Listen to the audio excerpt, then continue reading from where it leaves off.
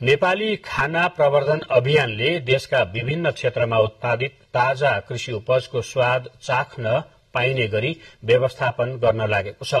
अभियानले किसान र होटल व्यवसायीसँगको समन्वयमा सो अवसर दिन लागेको हो।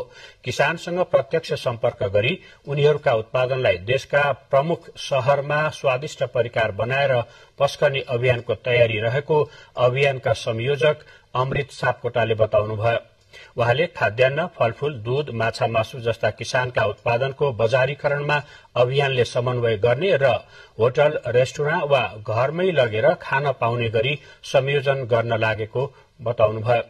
यसै सन्दर्भमा काठमाडौँमा हिजो आयोजित भोजन लिपि स्वाद कार्यक्रममा कृषि तथा पशुपन्छी विकास मन्त्री रामनाथ अधिकारी, कृषि, पर्यटन, संचार लगायत क्षेत्रका अगुवाले खानाको स्वाद लिएर अभियान शुरू गरेका छन्। विभिन्न परिकारको स्वाद लिएपछि मन्त्री अधिकारीले नेपाली उत्पादनको बजारीकरणमा सरकारले आवश्यक सहयोग गर्ने प्रतिबद्धता जनाउनुभयो।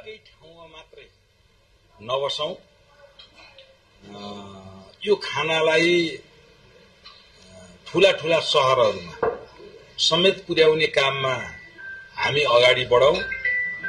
साथसाथै नेपाल सरकारको तर्फबाट, कृषि मन्त्रालयको तर्फबाट यसको विकासका लागि, यसको स्थायित्वका लागि के काम गर्नुपर्छ, यहाँहरूको साथमा नेपाल सरकार छ।